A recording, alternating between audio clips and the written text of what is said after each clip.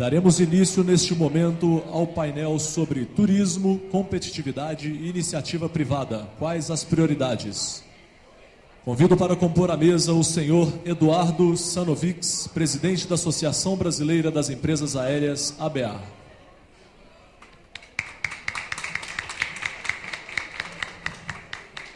O senhor Walter Patriani, presidente do Conselho da CVC.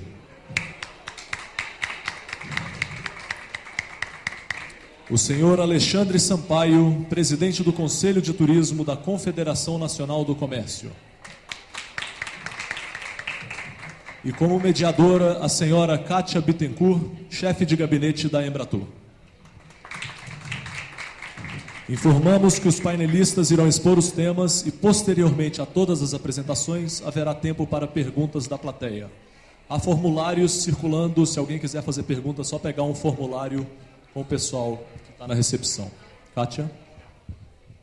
Bom dia a todos. Eu quero agradecer mais uma vez a presença de todos vocês nesse encontro promovido pela Embratur para discutir um tema importante, que é a competitividade no setor de turismo. Agradecer, em nome do presidente Flávio, ao Eduardo Sanovics, o que hoje preside a ABA, mas que também foi presidente da Embratur, ao Walter Patriani, da CVC, o Alexandre Sampaio, presidente da Federação Brasileira de Hospedagem e Alimentação. Reforçar que nós, também, em nome da presidência, agradecer a toda a equipe da Embratur que nos ajudou a organizar esse evento. Informar que nós temos duas colegas aqui que estarão aqui dentro do auditório, a Glaucia e a Lídia, com formulários para quem quiser formular perguntas ao longo das apresentações, preencher e elas vão encaminhar até mim e ao final das apresentações a gente vai então dar oportunidade para que os palestrantes respondam algumas dessas perguntas. Se quiserem informar o seu e-mail, as perguntas que não forem respondidas aqui, a gente pode encaminhar posteriormente as respostas a quem tiver interesse. Então, vou passar a palavra ao Eduardo Sanovics para dar início ao nosso painel.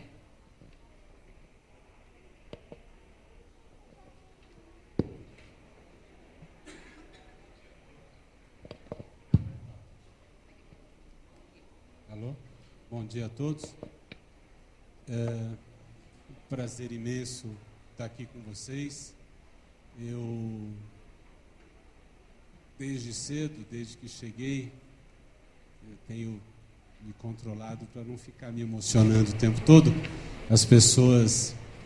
Procuro me controlar para não ficar me emocionando. As pessoas aqui que trabalharam comigo ao longo desses anos, de alguma forma, sabem que eu me emociono fácil com certas situações. Mas gostaria, antes de mais nada, de cumprimentar a todos, saudar o presidente Flávio Dino, e particularmente cumprimentar todos os colegas da Embratur, todos aqueles que hoje estão na organização e com especial carinho aqueles com quem eu tive a honra de compartilhar no período em que aqui estive. Enfim, saudar todos aqueles que de alguma forma tomaram parte daquilo que ficou conhecido como Aldeia Gaulesa. E saudar a todos na figura da Kátia, que acho que bem representa um espírito de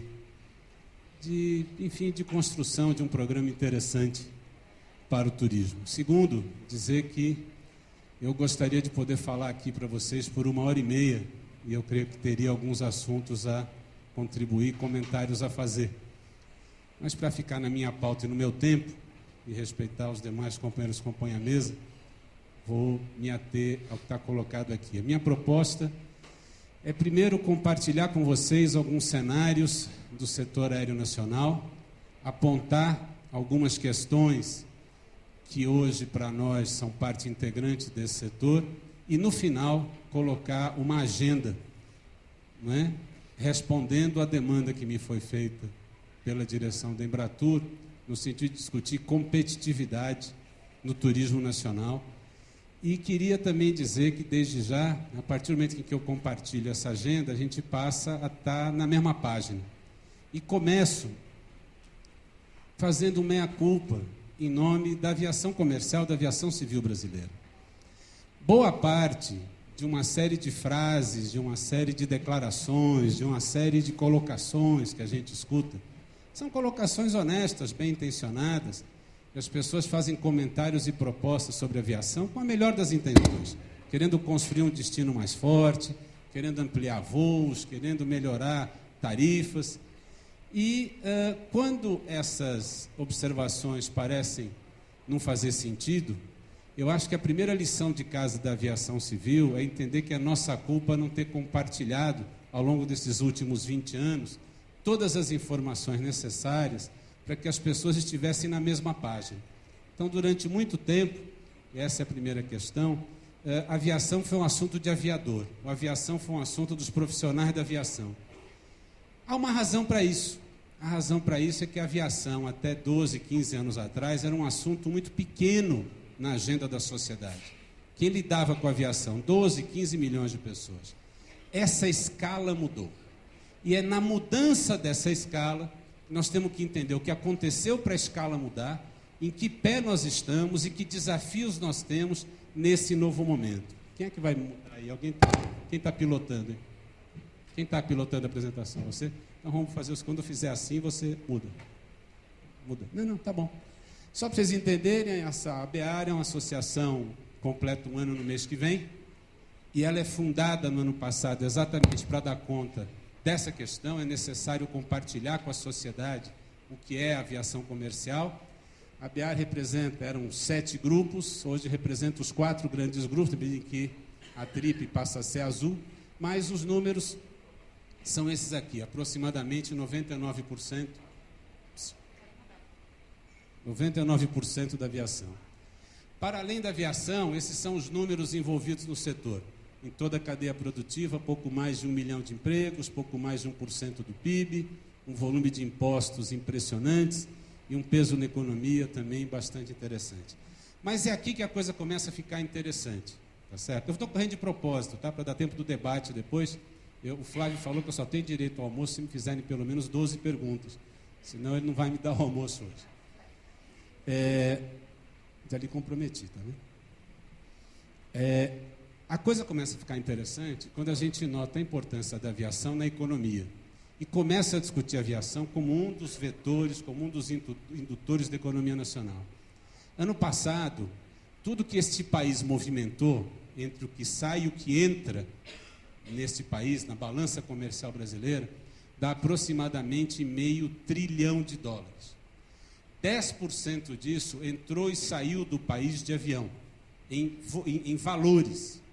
Em peso, 0,2. Por quê? Porque o container de soja viaja de navio. O microchip que entra no telefone que todo mundo está usando, mandando suas mensagens, ele viaja de avião. E ele tem um valor enorme. Portanto, a aviação compõe-se da parte de cima e da parte de baixo do avião.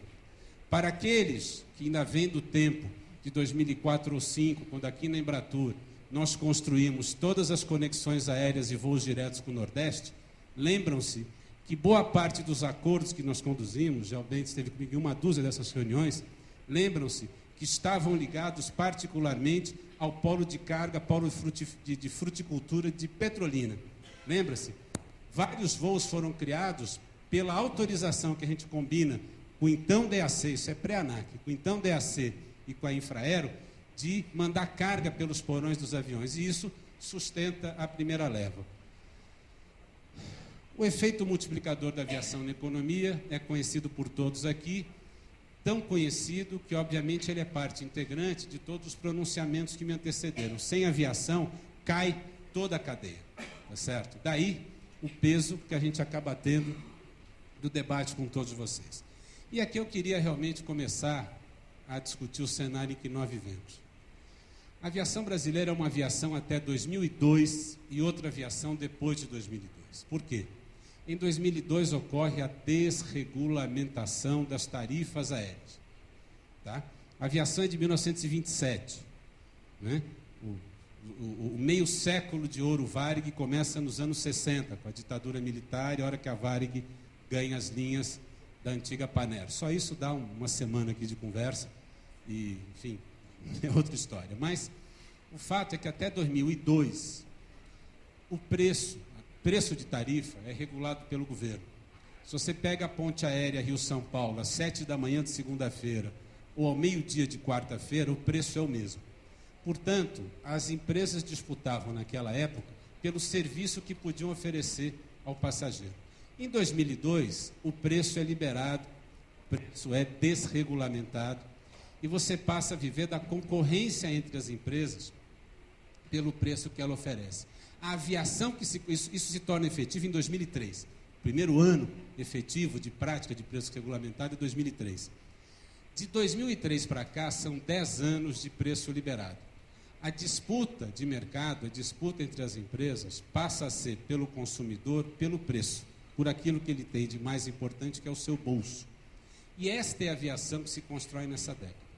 A curva da desregulamentação, que joga as passagens para baixo, encontra uma outra curva, que é a curva de ascensão e inclusão social, que se dá de 2003 até aqui, não é? Políticas econômicas do governo Lula. Ora, que uma curva de ascensão e inclusão, de aumento de renda, encontra a curva de queda de preço, você tem esse resultado. De pouco mais de 30 milhões de passageiros em 2002, nós chegamos a 100 milhões em 2010. As pessoas discutem esses números, se é 100, se é 200 e tal, é só critério gerencial de avaliação. Nós consideramos embarque, a ANAC fala embarque e desembarque, o número é o mesmo, só muda a forma de você colocar. Mas o fato é que você tem essa ampliação. E essa é a curva de preço, tá certo? Em 2002, no tempo do preço regulamentado, ninguém pagou menos de R$100 para viajar. Ano passado, 16% dos passageiros viajaram por menos de R$100. Novamente, em 2002, 27% dos assentos custaram menos de R$300.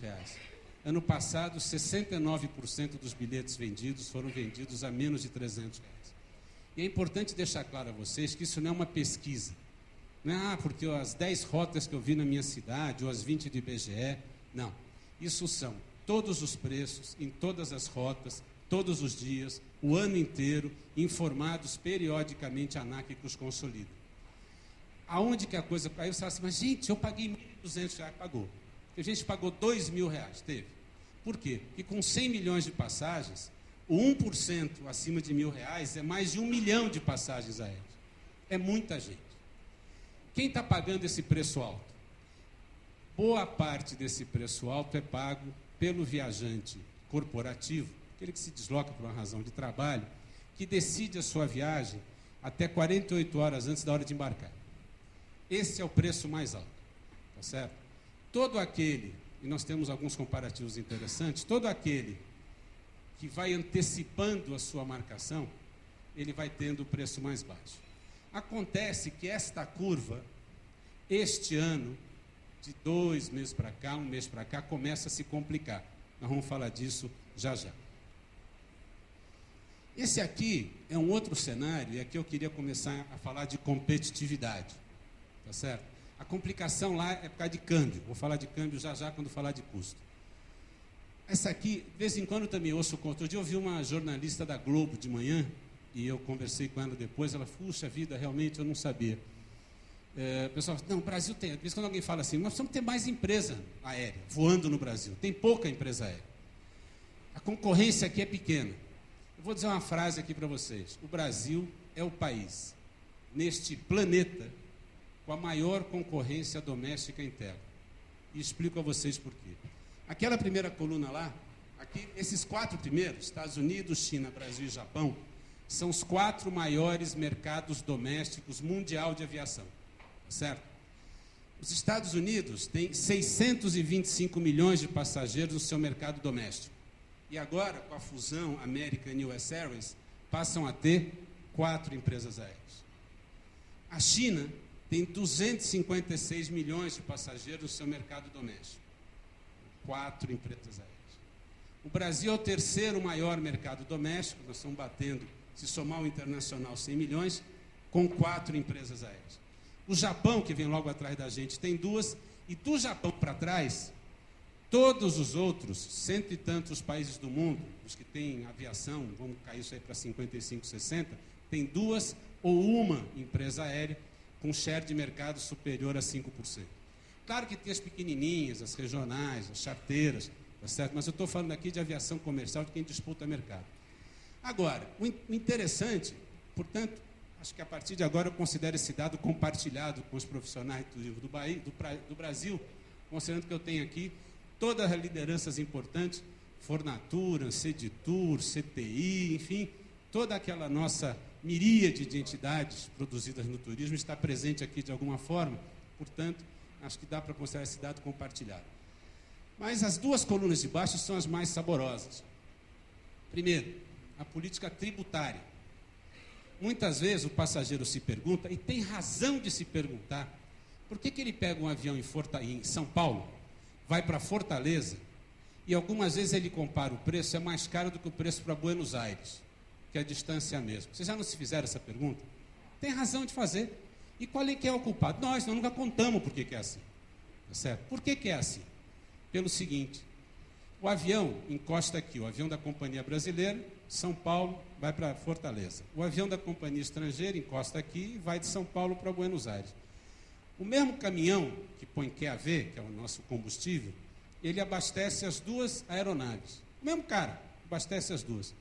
O nosso aqui, sobre o preço do QAV, que é 43% do custo da passagem dolarizado, sobre isso, o avião nacional em Guarulhos paga 25% de ICMS. O avião que voa para o exterior não paga nada. Mesmo carro, mesmo caminhão, mesma bomba, por que não paga? Porque o Brasil, corretamente, é signatário dos acordos comerciais internacionais. A nossa diplomacia zela para que esses acordos sejam cumpridos, tá certo? Tem um companheiro de Itamaraty aqui. Zela para que sejam cumpridos. Não existe em nenhum país do planeta tributação sobre querosene de aviação.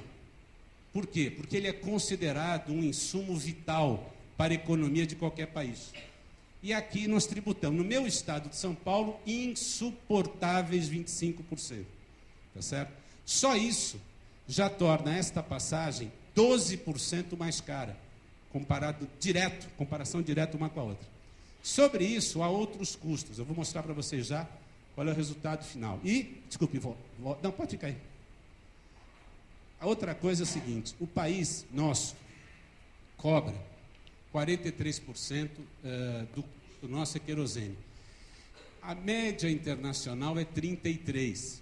O custo do querosene de aviação, da gasolina do avião, o custo é 30% superior à média internacional. Por quê? Nós somos todos idiotas? É claro que não. E aqui eu quero deixar também um outro depoimento. Eu não me somo, de nenhuma forma me alinho àqueles que acham que os companheiros que estão aqui à frente da estrutura pública são incapazes ou incompetentes. Ao contrário, eu conheço boa parte dos que estão hoje aqui, tá certo? À frente de projetos públicos.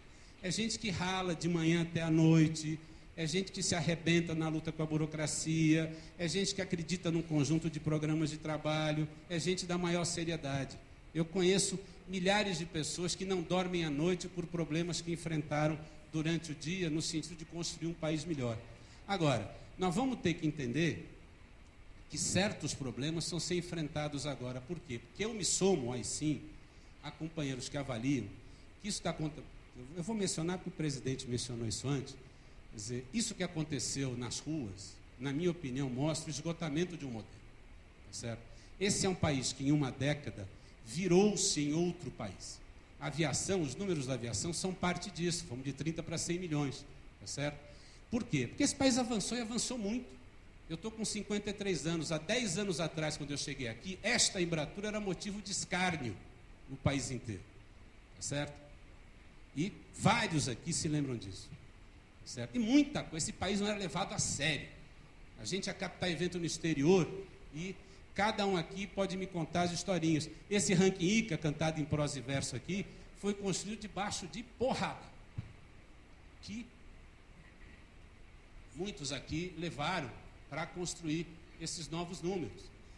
Então vamos entender que o esgotamento do modelo se dá porque a estrutura econômica e a infraestrutura não dão conta de uma outra escala de país que nós construímos. E isto não é novidade para quem tenha vivido aquele momento. Quantas vezes, em quantos seminários, nós discutimos que a gente sabia que estava pressionando a demanda. Quantas vezes?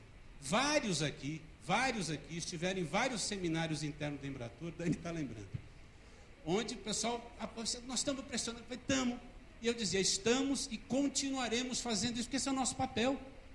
Nós não cuidamos de aeroporto, eu dizia, nós não cuidamos de aeroporto, nós não cuidamos de estrada, nós não cuidamos de escola nem de hospital.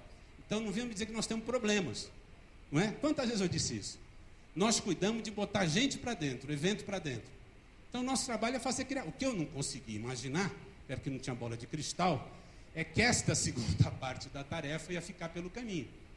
Este é um ponto hoje em aberto na agenda da economia nacional. É por isso que nós estamos sentados aqui, tá certo? Por quê? Porque essa estrutura, a hora que cresce, ela impacta em custo. E aí não tem mágica. E é isso que eu estou querendo compartilhar com vocês. Volta aí. Isso aqui, e eu queria, realmente, eu estou compartilhando esses números de peito aberto, porque é para todos os terem.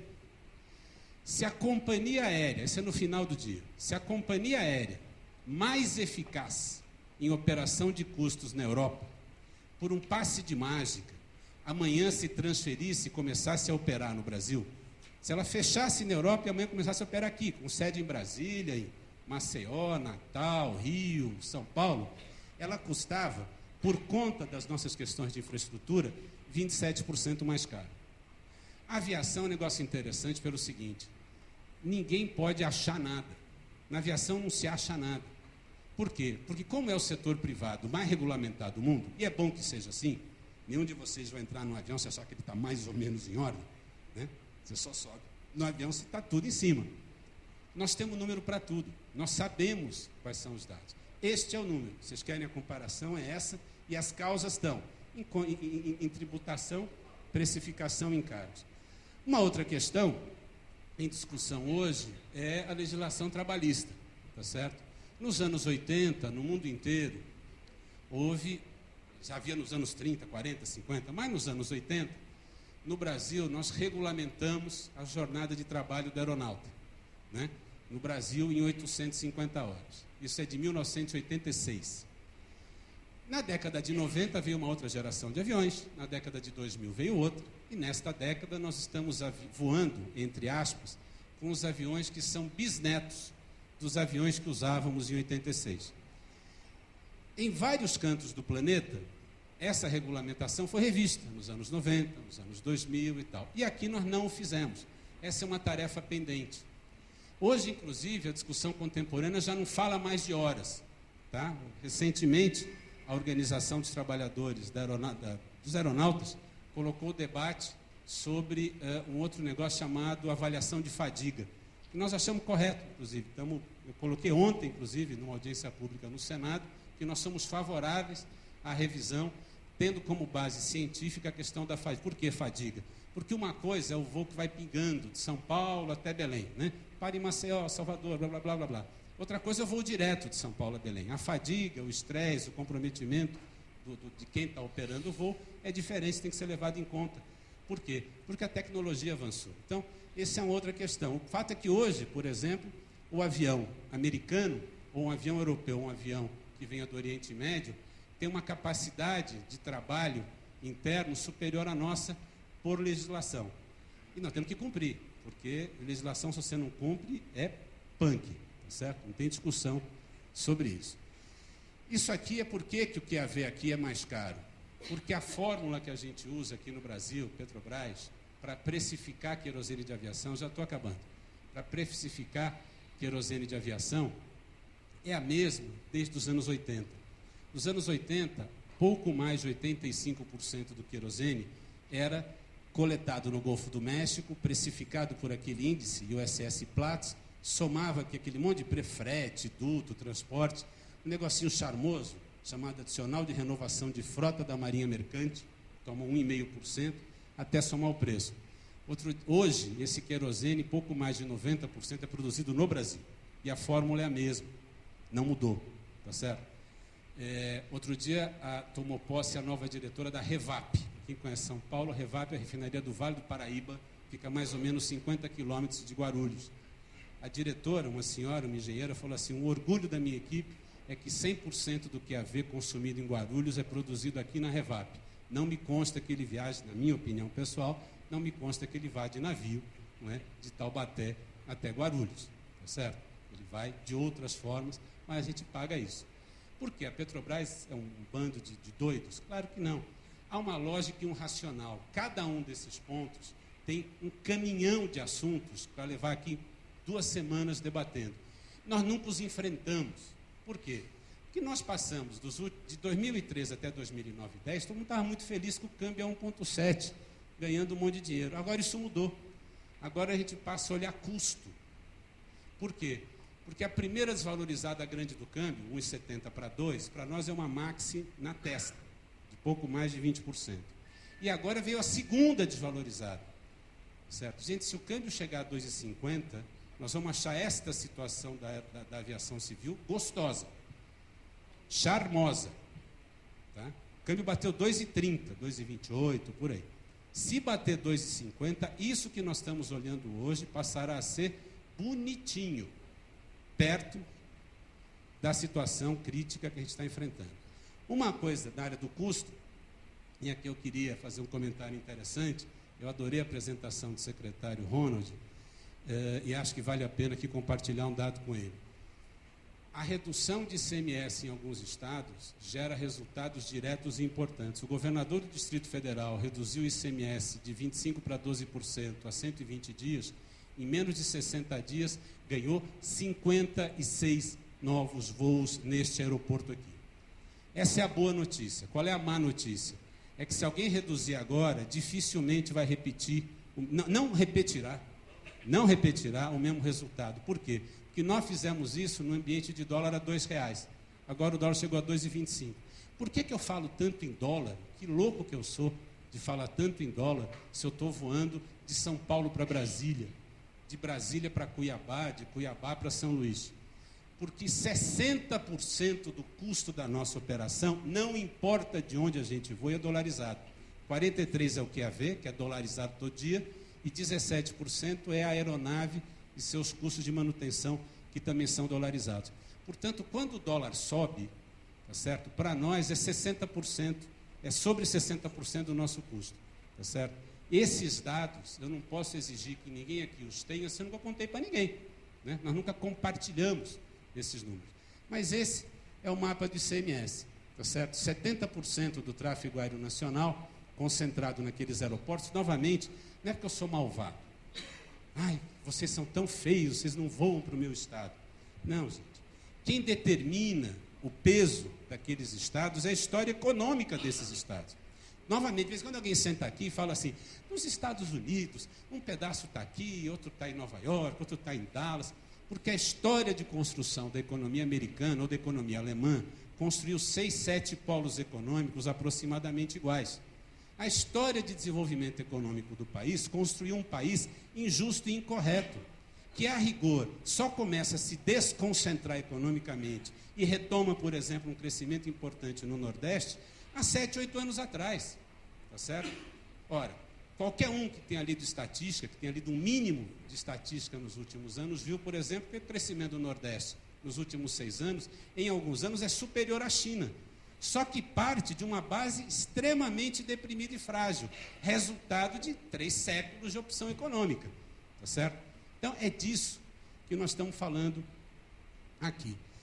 Aeroportos, tá certo? Para ninguém achar que a gente não quer, o que a gente gosta, gente, não é de cortar voo. A empresa que anunciou 200 voos semanais a menos foi a Gol. A empresa que deve segui-la é a TAM. As outras duas estão vendo o que vão fazer. Por quê? Porque se a gente não enfrentar esses problemas, não tem saída, tá certo? Isso aqui é para onde a gente quer voar. Walter aqui já pode pensar nos pacotes que vai montar, o Alexandre nos novos hotéis a instalar, caso a situação mude radicalmente. Porque essas coisas afetam os dois também. Nós somos uma parte importante do custo dos dois, tá certo? Dos 72 aeroportos, dos 130 destinos que a gente opera, nós encaminhamos à SAC uma lista dos 72 que nós precisamos melhorar, para melhorar a operação. Porque isso é custo. É um absurdo o aeroporto de Curitiba fechar, gente. No Alasca ninguém pousava nunca. Não tem que fechar o porto. É preciso instalar os equipamentos necessários, os ILS, CATs, etc. 2. Essa lista de 61 Cada um aqui pode procurar no seu estado quantas tem, em homenagem à secretária do Rio Grande do Sul, tem uma meia dúzia ali de cidades gaúchas, que se a SAC, se o plano de aviação criar a infraestrutura necessária, eu digo a vocês aqui de público, entre 90 e 150 dias nós estamos com pelo menos um voo em cada um desses aeroportos. Tá certo? Em cada um deles. Né? Por quê? Porque são os aeroportos onde há demanda reprimida em vários estados do país. É possível voar para esses lugares na medida em que... Só que hoje você não pode pousar no monte deles porque não tem carro contra incêndio. Não tem equipamento de incêndio. Então não pode. Mas por que eu vou fazer? Quando vier eu ponho... Não tem isso. Mas eu vou dizer para algum passageiro assim, olha, desça no aeroporto X, não tem incêndio, mas o prefeito combinou comigo que quando a gente vai, é só ligar que ele manda o carro de incêndio. Vocês pegavam o avião? Claro que não, gente. Não funciona assim. Não tem aviação, operação de risco zero. Tá? Vocês, quando saírem daqui, aqueles que estão de carro, vão olhar o pneu do carro, vão ver que o pneu do carro está ruim, está careca. Aí tu fala assim, se eu pegar meu filho na escola, não vou trocar daqui a 2 horas, vou trocar mais tarde. Aviação não, você pôs o pneu, você sabe dia e hora que você vai trocar. E se não trocar e tiver algum problema, o seguro te arrebenta, que você não cumpriu a regra do fabricante. Então, ele diz que nós estamos falando. Superados esses problemas, equacionadas a meta, essa é a nossa agenda para 2020. Bastante coerente com a agenda que o Valdir colocou aqui. É possível. Com investimentos públicos e privados importantes, a gente dobra praticamente os números atuais, em frota, em rota, em passageiro, etc. Mas eu queria fechar com vocês, e a partir de agora eu queria considerar compartilhada com o turismo brasileiro essa agenda. E gostaria de fazer um pedido aqui muito humilde e muito simples, o de parar de ouvir informações, declarações, sentimentos, porque eu acho que... Porque todos, repito, eu sempre que ouço declarações à imprensa ou à mídia sobre aviação, eu as recebo com humildade, as recebo como contribuições, procuro telefonar para explicar, procuro debater e entendo que todas as intenções são no sentido de melhorar a competitividade de seu destino, a atratividade de seu destino, ter mais gente, ter mais evento, ter mais pessoas, melhorar a vida das pessoas. Claro, e é esse o objetivo. Agora, para construir neste modelo, agora nós precisamos enfrentar essas 4 coisas. Precificar quer haver, trazer o preço no Brasil para preço internacional, de 43% para 33%. Tributação, tem que equiparar a tributação sobre ele, a do Brasil ao parâmetro internacional. Terceiro, a regulamentação trabalhista. E 4, discutir infraestrutura física e tecnológica dos aeroportos. Esses 4 temas são os temas centrais para construir uma aviação brasileira competitiva, saudável e que atenda às justas e corretas demandas de cada uma das cidades, estados e setores econômicos aqui representados. Tá certo? É possível construir parte dessa agenda com parte do resultado? Claro que é. Mas eu quero aqui também compartilhar com vocês o seguinte: qualquer ponto a menos significa um resultado a menos. É na razão direta. Isso, novamente, o charme da aviação, que é esse um assunto matemático. O chato da matemática, a gente pode não gostar do número. 4 é 4, 5 é 5. Tá certo? Podemos não gostar do resultado final. Mas, como diria, não vou dizer nada que não ajude. Eu queria concluir, me desculpar por ter estourado o tempo, mas é a primeira vez que eu tenho chance, depois de ter ouvido por 7, 8, 9 meses, declarações de lideranças do turismo, interessantes, repito, bem intencionadas e positivas sobre o setor, mas é a primeira vez que eu tenho chance de compartilhar num plenário qualificado como esse, esses dados, e considerá-los compartilhados com vocês. Queria concluir saudando, principalmente, os companheiros e colegas que continuam fazendo com que essa marca aqui nos seja exposta em todos os eventos da Embratur, e dizer que eu gosto muito de ter convivido com todos vocês e de poder estar aqui de novo. Muito obrigado.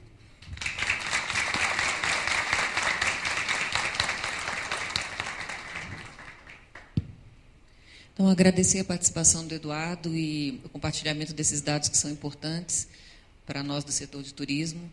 Lembrar que nós temos a Glaucia e a Lídia aqui à direita e o Demison também aqui à esquerda com os formulários, caso queiram formular as suas perguntas e informar a quem é a pergunta dirigida, para que a gente possa, ao final, então, poder responder algumas dessas perguntas e debater com as pessoas que estão presentes aqui. Eu vou passar a palavra para o Walter Patriani, da CVC, para que a gente possa dar continuidade ao nosso evento. Olá pessoal, muito boa tarde. É um prazer estar aqui. Obrigado, Flávio, pelo convite, pelo pessoal da Embratur, do Ministério. Quero cumprimentar os amigos aqui, são muitos. Eduardo, Alexandre, cumprimentar a Daniele também é uma forma de cumprimentar a Secretaria de Turismo de Alagoas. Eu cumprimento todos os amigos, como Ronald, como Abigail. Bem, a CVC é diferente aqui. A CVC não representa nenhuma entidade, a CVC não representa nenhum setor, a não ser que ela é uma empresa privada, e eu acho que a gente pode contar um pouquinho como é que estão as coisas no Brasil, como é que está o turismo no Brasil nesse momento. E posso dizer que as coisas vão bem, sim. Estamos tendo um bom ano, as coisas vão bem, Flávio. Nós estamos experimentando um bom crescimento, o turismo interno continua crescendo, os brasileiros continuam viajando bastante. E como é que a CVC consegue esse crescimento? A CVC tem sido... Eu estou na CVC há 36 anos, então eu posso contar um pouco dessa história. Nós fazemos um trabalho praticamente... É um trabalho desbravando o Brasil. Você vai me perguntar como é que é a história da estrutura. Nós sempre lidamos com estruturas com algum problema. Por quê? Porque... Sempre a estrutura chega depois do turista. Não há possibilidade de alguém pegar uma praia deserta em algum lugar, construir asfalto, construir hotel, construir restaurante e depois avisar para todo mundo para a gente mandar os turistas.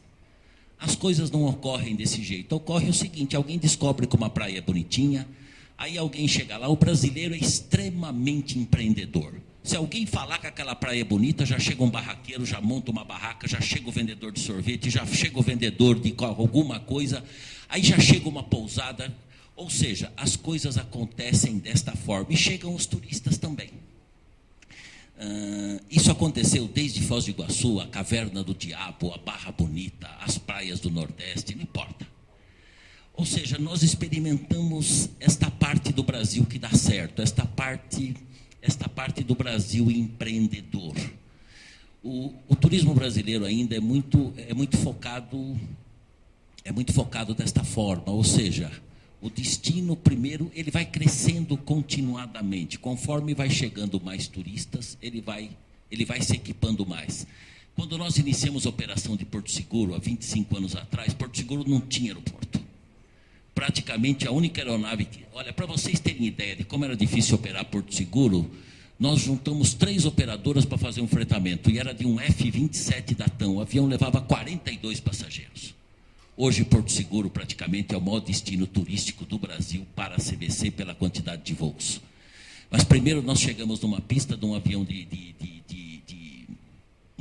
42 lugares, depois o jato chegou via Ilhéus, todo mundo que chegava em Porto Seguro chegava a 300 e picos quilômetros. Tinha que levar todo mundo a 300 quilômetros, depois trazer todo mundo de ônibus. Uma operação dificílima, mas a cidade é tão bonita que compensava esse esforço. Até que um dia gerou a demanda e hoje Porto Seguro continua com problemas. Você imagina que nós não podemos mais colocar voos em Porto Seguro em quantidade maior de fretamentos? Não é por causa de mobilidade urbana, porque realmente eu não vejo no turismo nenhum problema de mobilidade urbana, viu, gente? A gente vê falta de pista mesmo. Não tem onde parar a aeronave no aeroporto de Porto Seguro. Se nós chegarmos com uma aeronave, não tem pátio. O nosso problema hoje é de pista e de pátio. Não é problema de mobilidade urbana, Daniele. Os nossos passageiros chegam em Porto Seguro sem problema, saem de Porto Seguro. O nosso problema é de pista mesmo. Daria até para mandar mais voos para Porto Seguro se nós tivéssemos uma estrutura aeroportuária melhor. Isso é um problema realmente. Agora, nós não conseguimos também imaginar que a nossa venda seja menor por falta de estrutura. Eu vejo muito esse tema Copa do Mundo, por exemplo. Então, todo mundo fica realmente preocupado para que como é que nós vamos fazer uma Copa do Mundo sem estrutura? Eu confesso que eu não sou tão pessimista, não. Eu acho que o Brasil vai dar um show, vai fazer uma grande Copa sem nenhum problema. Eu dou um exemplo, por exemplo, do Rio de Janeiro. Carnaval do Rio. Na minha opinião, um evento maior que um jogo da Copa. O Carnaval do Rio, no Sambódromo, são 70 mil pessoas. 70 mil pessoas. E olha que o Sambódromo não é nenhum show de mobilidade. Para chegar no Sambódromo não é fácil. Quem mora ali sabe que as ruas são estreitas, o local não é grande coisa de mobilidade, Ronald. Mas são 70 mil pessoas no Sambódromo, gente. E olha, que comparando com um jogo de futebol, se você pegar um jogo de futebol, você tem 22 jogadores no campo. No caso de um desfile de escola, você tem 28 mil artistas. Porque cada escola leva 3 mil e pico. E olha, todos com fantasia. Só dá para chegar 2 por carro, porque não dá para carregar todo mundo no mesmo carro, porque senão não cabe a fantasia. E os carros alegóricos? Como é que chega aqueles carros alegóricos no Rio de Janeiro? E olha, é turista pra caramba, gente. O que tem de turista no Carnaval do Rio, turista internacional. Eu nunca ouvi dizer que o Carnaval do Rio foi um fracasso porque não tinha aeroporto, porque não tinha hotel no Rio, porque os carros alegóricos não chegaram, porque não tinha mobilidade. Eu acho que ninguém pensou nisso, deu tudo certo. E funciona bem. Você sabe que a Globo, se o cara perder 1 minuto na escola, toma ponto. E é raro uma escola perder 1 minuto no Rio. Então, eu acho, por exemplo, eu vejo que um desfile de carnaval, por exemplo, no Rio de Janeiro, tem muito mais logística, na minha opinião, do que um jogo no Maracanã. Eu acho que as coisas funcionam. O Brasil é um país bem estruturado. Lógico, tem problema, como todo mundo tem também. Eu não sou tão pessimista nisso. Precisamos melhorar um monte. Um monte. Agora, no caso, por exemplo, a CBC gostaria de ter participado mais da Copa do Mundo. Na época nós procuramos, inclusive, o Ministério do Esporte, até a Embratur, o Ministério do Turismo, tentando ver o que nós ajudávamos. Por quê? Porque a CBC é a maior operadora turística brasileira, ela tem um volume considerável em todos os destinos, nós temos boas negociações, inclusive de receptivo. Ou seja, a CBC tem muito boa estrutura no Brasil. Mas aí falaram que a CBC não podia participar.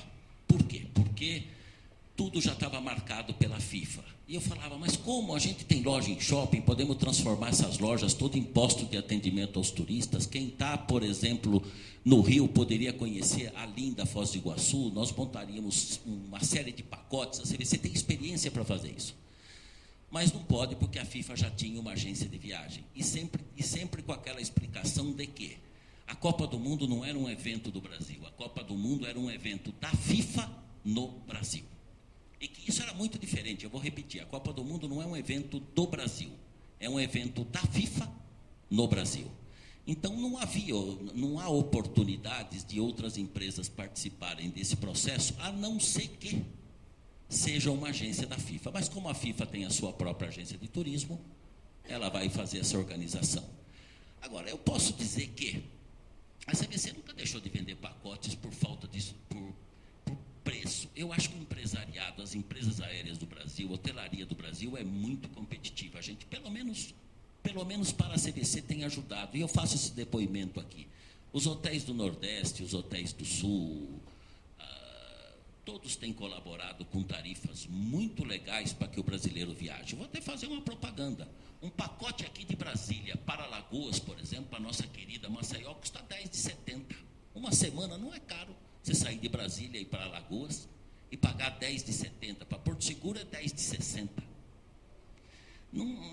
Ou seja, existem muitas oportunidades de viajar pelo Brasil e viajando com empresas aéreas de primeiríssima linha, como o TAM, como o Gol, como a Azul.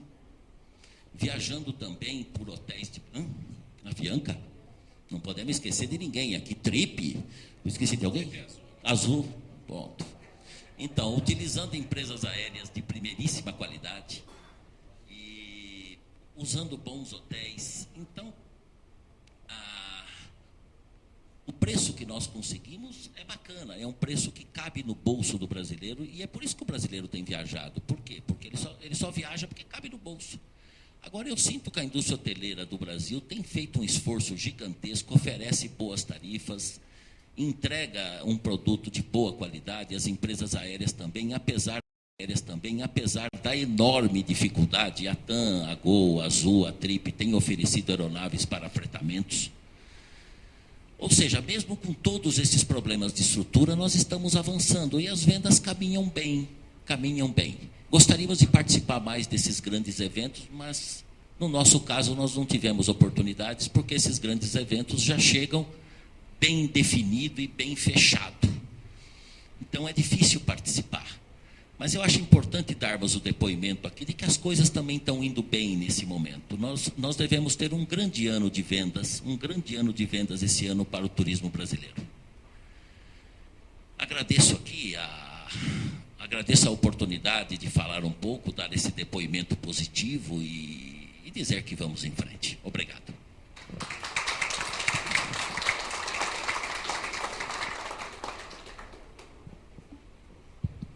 Agradecer a participação do Walter Patriani, com as informações que ele trouxe aqui para nós a respeito das operações da CVC, e passar a palavra agora para o Alexandre Sampaio, presidente do Conselho de Turismo da Confederação Nacional do Comércio, para que ele apresente também o seu tema. Obrigada. Bom dia a todos. Parabenizar o Flávio e a equipe pela iniciativa, discutir principalmente não só a competitividade, mas como será o crescimento sustentável depois dos grandes eventos. Na verdade, acho que é a maior preocupação de todos nós aqui, e acho louvável que o Flávio tenha proposto essa discussão, independente dos fatores que são levados em conta agora, mas é a nossa preocupação maior, gestores, empresários e consumidores, e a população em geral, quer dizer, a sociedade brasileira deve ser para o pós-evento. Como é que nós vamos encarar esse processo?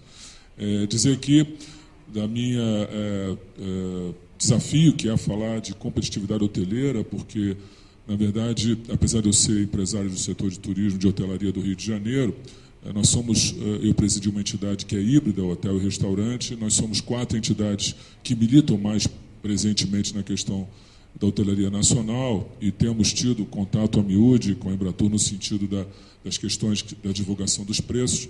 O fato é, nós procuramos trabalhar em uníssono, em conjunto, e eu achei melhor estar aqui como presidente do Conselho de Turismo da CNC, da Câmara Empresarial de Turismo da Confederação Nacional do Comércio, Bens, Serviços e Turismo, porque ali fazemos todos parte, temos assentos, então a gente pode falar de maneira um pouco mais flexível, com dados, inclusive, das entidades co-irmãs. Na apresentação do Simão, eu fiquei, e reitero aqui, e o Patriani também corroborou esse processo, a questão tanto não nos preocupa, até porque competitividade, é bom frisar, na hotelaria ou para o turismo como um todo, não é só a questão da produtividade hoteleira, a ocupação versus a questão da diária, não é só precificação, é um processo de imagem também. E nós estamos falando de turistas internacionais, então, a questão da infraestrutura, se ela está ainda um pouco carente, mas ela está em construção. Nós vimos isso agora, todos nós somos testemunhas. Ela pode ter começado um pouco tardia, pode ter problemas de gestão, mas ela está sendo feita. Então, nós devemos ter turistas estrangeiros que vão usufruir, vão ter críticas, vão ter elogios, mas, efetivamente, nós temos que nos superar, para superar expectativas nesse atendimento, e aí podemos sair com uma boa imagem desse processo. E aí eu diria que a infraestrutura, e eu coloquei na primeira questão, não é o problema, e sim a superestrutura. E me permitam aqui um diletantismo, uma liberalidade linguística, porque eu uso aqui a superestrutura como uma definição marxista do termo. Nós precisamos fazer com que todos nós, sociedade, empresários, entidades públicas, tenhamos dogmas, crenças e processos de fazer que o turismo permeie a atividade e a sociedade brasileira.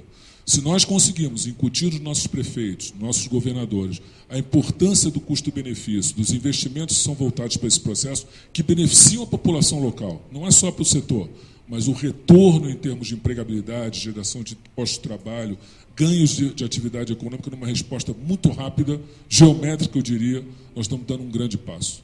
Uma sociedade, um país como o nosso, que está passando um processo de incorporação de uma classe média ascendente ou de um poder aquisitivo crescente, tem, inexoravelmente, na área de serviço, seu maior pontuador na questão de geração de empregos, de geração de riqueza. E o turismo, dado até pelos dados que que o secretário apresentou hoje aqui, o Simão, mostram que nós temos toda a estrutura para poder desenvolver esse processo. Nós precisamos, sim, ser complementares a eles e trabalhar nisso nesse processo. Então, essa liberalidade de usar a superestrutura nessa definição fazermos que nós temos um dever de casa, que é fazermos todos trabalharmos num processo de compreensão das nossas diferenças, das nossas dificuldades, das nossas peculiaridades operacionais, e aí darmos a mão para podermos superar esses processos, ou as dificuldades. Não é efetivamente ressaltando certos aspectos inerentes à atividade, mas que são talvez pouco conhecidos, que nós vamos poder resolver esses problemas, e sim em um trabalho em conjunto e em consenso.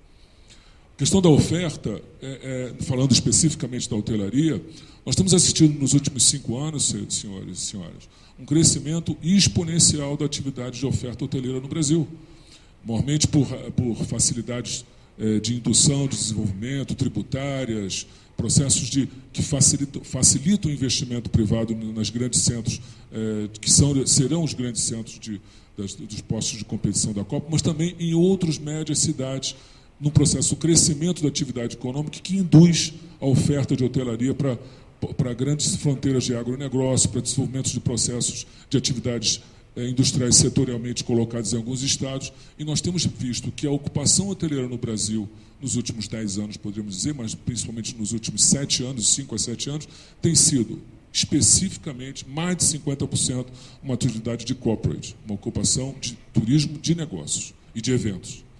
Então, esse turista, ou esse ocupante, ou esse hóspede, esse cliente da hotelaria nacional, ele é um cliente que é seletivo na sua compra, na sua aquisição. Ele não é um cliente que, com certeza, não deixa de avaliar, ou através do seu gestor de viagens, ou através da empresa, ou da sua OTA na consulta, da empresa que faz, ou da sua consolidadora de agência de viagem, ou da sua afiliada da Abracorp, que gerencia o processo dessa ocupação, não deixa de procurar a melhor custo-benefício. Então, é um entendimento um pouco fácil de que há um crescimento exponencial e não sustentável da hotelaria no Brasil em termos de precificação, faça um cliente que não seja bem informado. Isso é uma falácia. Na verdade, a hotelaria é ocupada mais de 50% por um turista bem informado e que pesquisa preços na hora de utilizar o seu hotel. A questão do transporte. É claro, se nós estamos falando de turismo internacional, a vinda de turistas estrangeiros para o Brasil sofre ou tem dificuldades inerentes à própria distância, né, oceânica que nós resolvemos. A realidade, como o Sanovitz botou aqui para nós hoje, da questão de competitividade, de vinda de empresa, e nós temos também visto também um crescimento importante também de bandeiras internacionais oferecendo transporte para o Brasil. Mas se nós observarmos essa ocupação dos aviões internacionais, me corrija, Eduardo, se eu estiver errado, também mais de 50% dela também é um turismo corporate, também são homens de negócio, também é um turismo de negócios que está vindo nesses aviões. Exatamente, está me dizendo aqui 65% a 70%. E aqueles que são militantes, eu milito em turismo desde 77. Nós assistimos, e alguns secretários do Nordeste estão aqui, os processos hoje de viabilização de charters europeus para cá acabaram, modificaram-se dramaticamente. Por quê?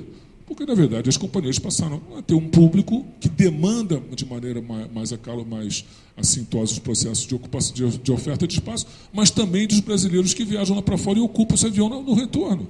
Hoje, qualquer operador, não a CVC, que é campeã, já fez isso com muita eficiência, o Patriani, há muito tempo, mas qual é o operador hoje da Bito que pode, com tranquilidade, conseguir montar um programa de sequencial, um programa de trazer estrangeiros de uma maneira fechada de pacotes internacionais, como nós tínhamos na década de 80 e na década de 90. Não tem. Não tem porque não há espaço para se trazer turistas estrangeiros. Então, o processo não é uma dificuldade de entendimento de que o custo operacional do Brasil, que cresceu, o preço cresceu, claro que cresceu, mas não é esse o principal oponente da dificuldade de trazermos turistas internacionais para o Brasil.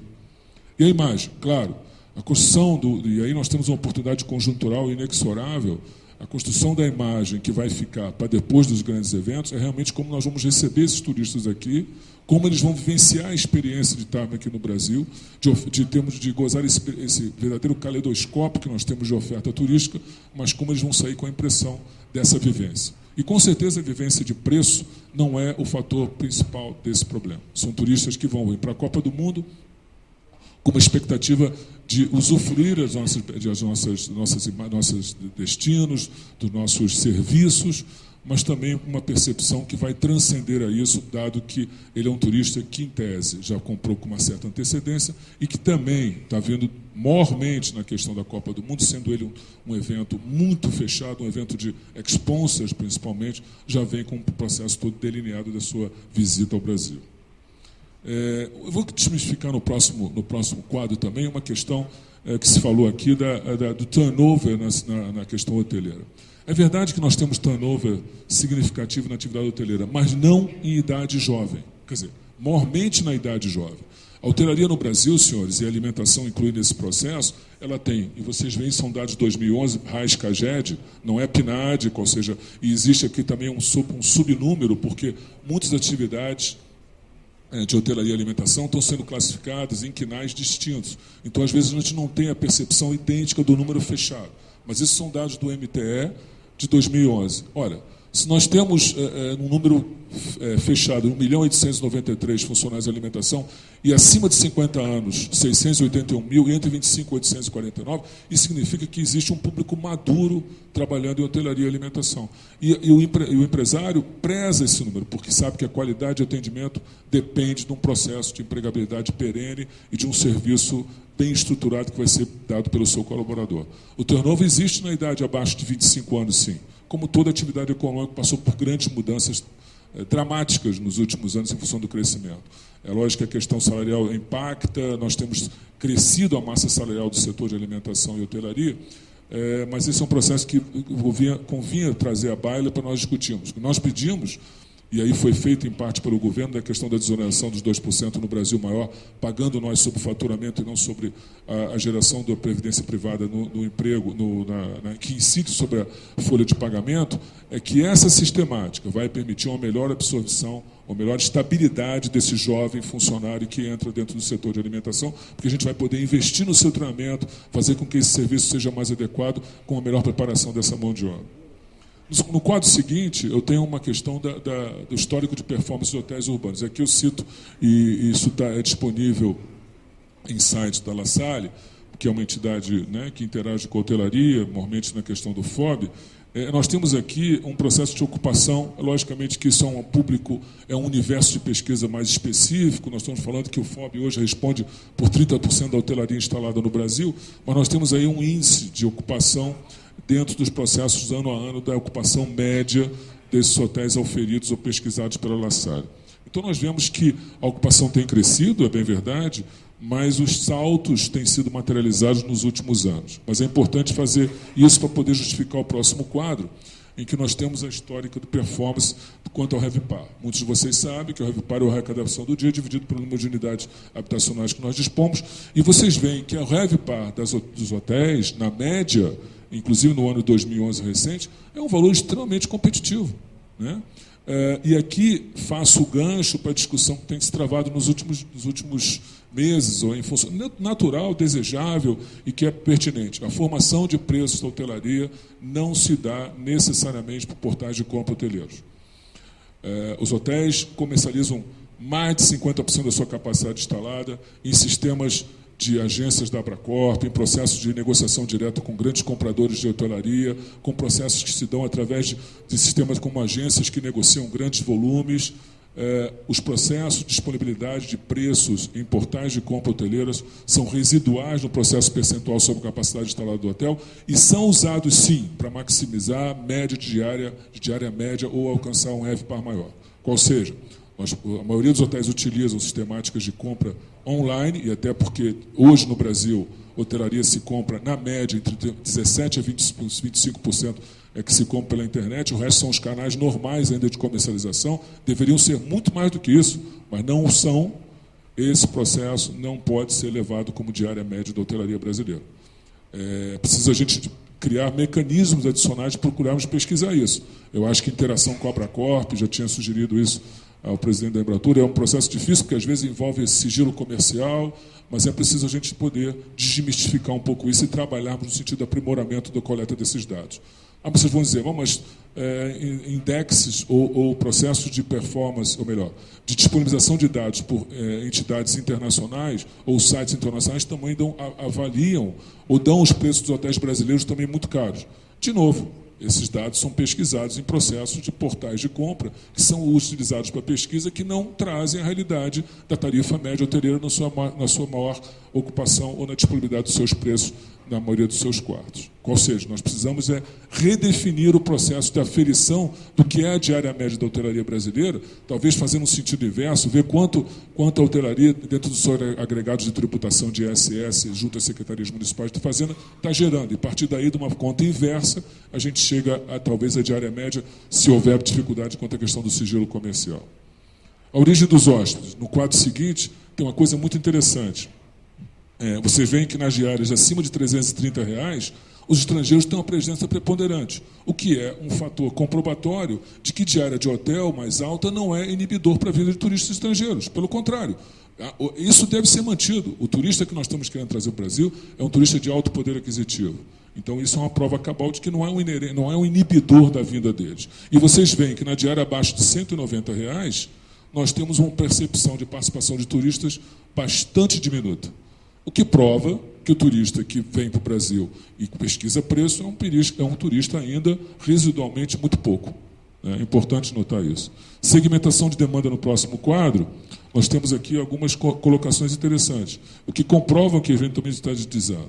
Nos hotéis corporate, o processo de diárias até R$ 190, nós temos um público-alvo de quase 55% de ocupação média. E nas questões que envolvem turistas estrangeiros, acaba sendo não um processo importante, mas, que não está nem aqui colocado, mas existe uma individualização aqui que comprova que as questões de ocupação de diárias de hotéis mais caros se dá dentro de um processo sistemático de uma ocupação racional em que o turista de negócio responde melhor por isso. No próximo quadro, nós temos uma questão do desempenho do Caribe, que é um dado levantado pela Brasil Resorts.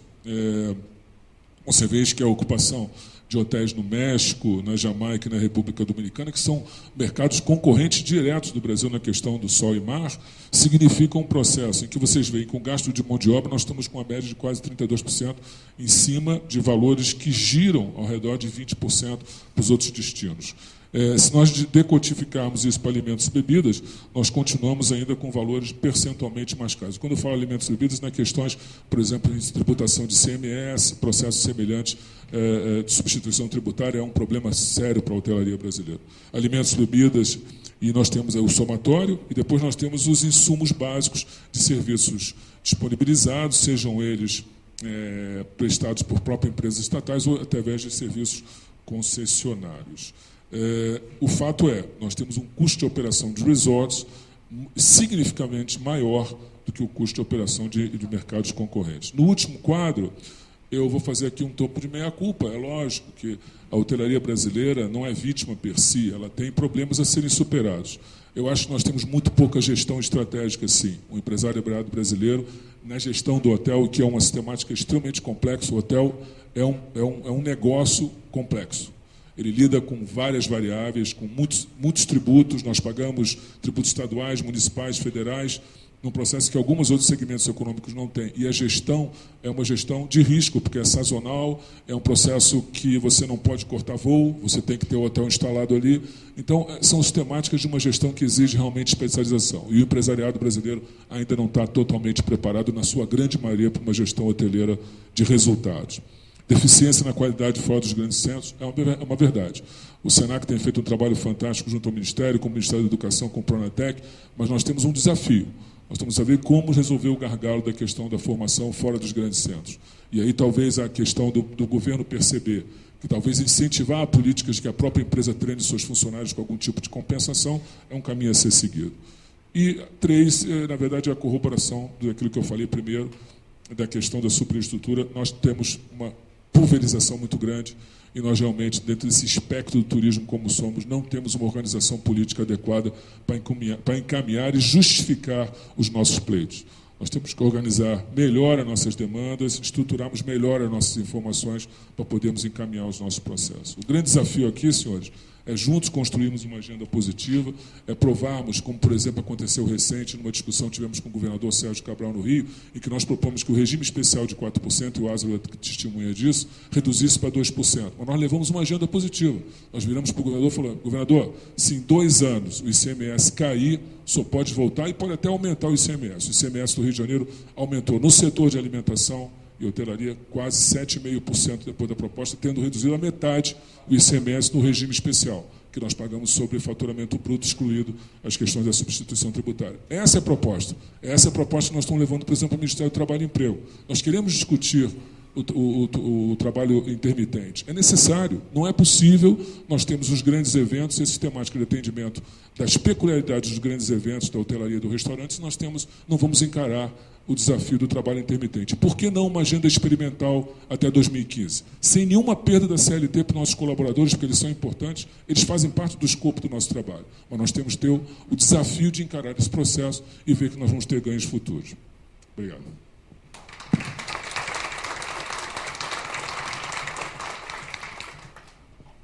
Obrigada, Alexandre Sampaio, pela contribuição ao nosso seminário. Nós temos duas perguntas aqui feitas pela plateia, dirigidas à ABEAR. Só lembrando que o Eduardo disse que tem que ter 12 perguntas, senão ele não almoça. Então, a gente está com déficit de perguntas.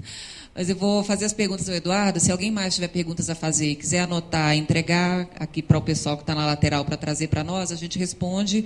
E, se houver necessidade de algum esclarecimento, a gente passa para quem fez a pergunta esclarecer. A primeira pergunta é do Lawrence Heinrich. Ele faz um comentário seguido de uma pergunta.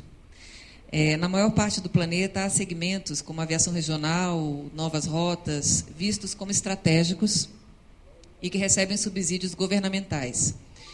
Quando é que essa realidade econômica será reconhecida no Brasil e haverá subsídios realistas que permitam a sobrevivência da aviação regional? Ele dá um exemplo de que o subsídio médio nos Estados Unidos em 2006, segundo o New York Times, era de $400 por assento voo. Isso não está na nossa governabilidade. O governo, a presidenta, lançou o plano de aviação regional alguns meses atrás, dezembro, e até aqui uma série de agentes econômicos institucionais vem debatendo o plano. Nós fizemos as nossas contribuições, principalmente no que diz respeito às rotas e aos aeroportos que julgávamos mais viáveis para a aviação regional. Foi essa lista que eu apresentei aqui a vocês. E também debatemos muito a maneira de discutir esse subsídio, de colocá-lo.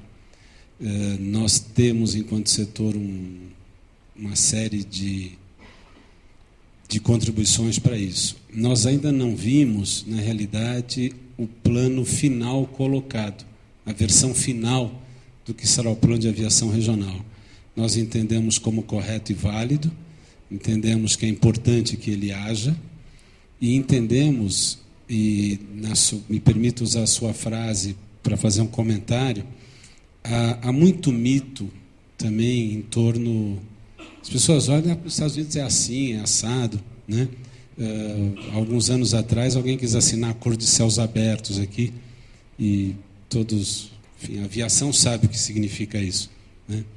Eu tenho dito, a mídia me pergunta, a embaixada americana, outro dia me convidou para discutir, eu falei, nós somos rigorosamente favoráveis, certo? Desde que nós tenhamos as mesmas condições de competitividade, custo e preço. Não tem nenhum problema. Agora, o que não dá é para você disputar com alguém que tem subsídio de $400 por assento quilômetro contra alguém que não tem nenhum. Não existe, isso é assimétrico, né? O Itamaraty tem cuidado de zelar por essa simetria, e nós temos debatido isso com eles. Então, a expectativa nossa, enquanto setor, é que até mais 60 a 90 dias o plano de aviação regional seja apresentado à sociedade e, a partir daí, cada empresa se posicione. Há interesse de todas as 4 empresas em encarar esse assunto aviação regional. Todas essas posições foram externadas antes dessa última mini-maxi, né, de 2 para 2,25. Né? Portanto, vamos ver agora em que cenário a gente vai trabalhar. Obrigada. A segunda pergunta, também para a ABAR, é do Bruno Dutra, da Esquina Produções. Ele pergunta: empresas produtoras de eventos movimentam e agregam valor a todo o setor de turismo, porém não dispõem de planos e ou preços diferenciados, independente de agências de turismo ou dos braços do governo. Qual a dica ou caminho? Negocie com a sua empresa aérea. Quem é o Bruno? Negocie com a sua empresa aérea e mostre o valor que você pode agregar. Tá certo? Eu trabalhei por alguns anos no setor eventos, tenho uma pequena contribuição nessa área. Nos últimos 6 anos, trabalhava numa empresa promotora de eventos e jogava duro com a empresa aérea, que ia ser a nossa empresa aérea oficial. Não existe fórmula mágica, né? O Walter aqui não tem as condições que tem na CVC só porque ele é simpático. Ele tem também porque ele é um cara agradável e simpático, mas tem pelo volume que ele representa no cotidiano do negócio. Eu posso lhe dizer que há um conjunto de empresas produtoras de eventos que tem uma série de situações especiais. Cada uma é negociada caso a caso e cada empresa tem sua própria política de comercialização. Não há uma linha geral unificada. Mais alguma pergunta? Bom, acho que não temos mais perguntas. Então, agradecer a todos mais uma vez, ao Walter, ao Eduardo, ao Alexandre, abrir a oportunidade para que façam as considerações finais, para a gente encerrar essa primeira sessão. Bem, agradeço novamente o convite, e Flávio, espero ser convidado novamente, espero ter contribuído e também torço para que o Brasil consiga superar essa dificuldade que está tendo neste momento, com essas manifestações que atrapalham os negócios, deixam os consumidores mais nervosos e que o Brasil saia rapidamente dessa dificuldade. Obrigado. Olha, eu da minha parte só quero dizer que a lição de casa positiva é que o Brasil mudou de escala. Nós falamos hoje de um Brasil que é 4 vezes o que era 10 anos atrás, em todos os sentidos. O que nós estamos debatendo aqui não é o mau problema, é o bom problema.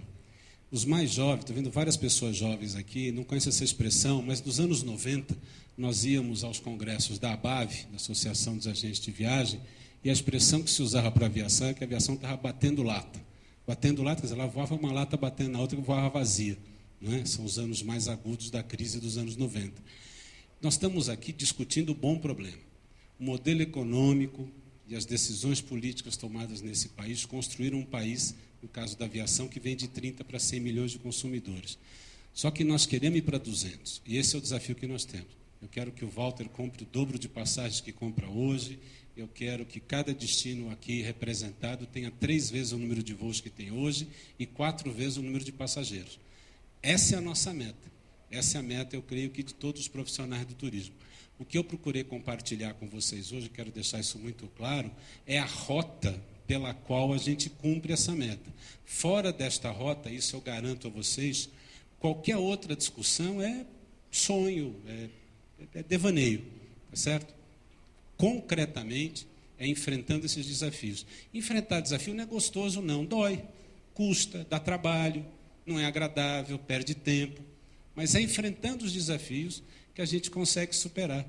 E eu falo isso a uma plateia que está acostumada a enfrentar desafio, alguns maiores, alguns menores, tá certo? Mas eu creio que é esse o grande estímulo de otimismo que emana muito do que o Walter disse, que eu queria compartilhar com vocês, tá certo? Ninguém está aqui dizendo assim, imagina se a gente estivesse nos anos 90 e cada avião estivesse decolando com 15%, 17% de ocupação. Nós estamos num outro momento. Nós mudamos de escala e precisamos superar o desafio para enfrentar a nova escala. Obrigado. Bom, primeiro reiterar o agradecimento ao Flávio pela oportunidade de estarmos aqui discutindo, parabenizar por ter botado a Kátia dividindo essa mesa hoje com a gente, foi mais simpático e tal. Mas dizer também o seguinte, Flávio, nós temos aqui, todo o trade, né, empresários, trabalharmos, sim, unidos para podermos termos um orçamento para a Embratur muito maior do que ela tem hoje, para que ela possa fazer um trabalho que eu tenho certeza que você e sua equipe têm competência de sol para fazer. E nós precisamos que nosso órgão de divulgação internacional tenha recursos adequados para divulgar o Brasil lá fora. É uma piada o que nós temos hoje de orçamento da Embratur. Então é importante que a gente tenha esse testemunho aqui, que saia realmente um processo que o governo tenha a visão do que está acontecendo. Entendeu? Dizer também que não existe almoço grátis e também não tem empresários perfeitos. É lógico que existem alguns exageros em alguns aspectos, mas que vamos usar os canais normais para poder discutir isso, né? E o Flávio tem um outro mérito. Ele, na discussão que nós tivemos numa reunião dentro do Ministério do Turismo, ele foi apontar a ferida da questão dos contratos da MET no tocante à Copa do Mundo. Vocês sabiam que o contrato da MET, nos processos pré-contratualizados, não podiam baixar preço.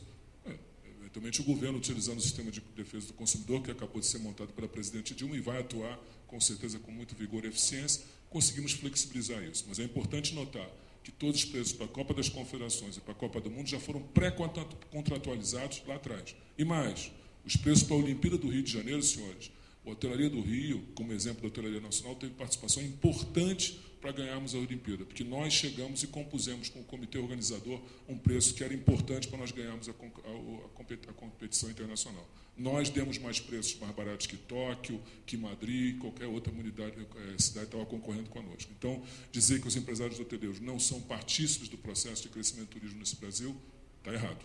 Vamos trabalhar com a verdade dos fatos. Obrigado, parabéns, Flávio. Obrigada a todos e encerramos aqui. Retornamos às 14h30 para continuar o nosso encontro. Obrigada.